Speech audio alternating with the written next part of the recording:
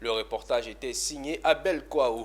On se rend à Bengourou, chef-lieu de la région de l'Indénie-Duablin, pour parler culture et tradition. Les fils et filles du royaume de l'Indénié se sont retrouvés pour la commémoration de leur nouvel an traditionnel à travers la tenue de la 279e édition de la fête des Ignames, suivant le compte-rendu de Anissé Kouadio.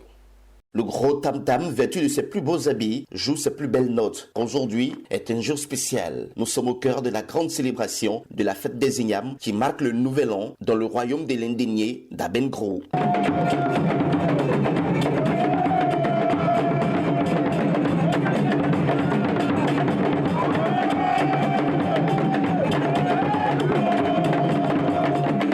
La culture Ani Ndénia pour pouvoir poursuivre l'œuvre que nos prédécesseurs ont entamée. Au plan traditionnel, la fête des Ignames, c'est la fin d'une année et le début d'une nouvelle année. Ce grand moment de retrouvailles pour la valorisation de la culture et de la tradition à Bengro fut le canal de rapprocher les différents peuples de l'Indénié, du Morodou, du Duablin ainsi que du Sanvé, d'où la présence du roi du Duablin et solidaire du royaume de l'Indénié, tout comme la présence remarquée d'éminentes personnalités du gouvernement. Pour nous, c'est un grand moment de retrouvailles pour tout ce grand peuple Agni qui adhère totalement à la politique d'émancipation, à la politique de développement. Cette fête a surtout été marquée par le message poignant du porte-parole du roi, invitant les fils et les filles de l'Indénié et les populations dans leur ensemble à la culture de la paix. La culture de la fraternité,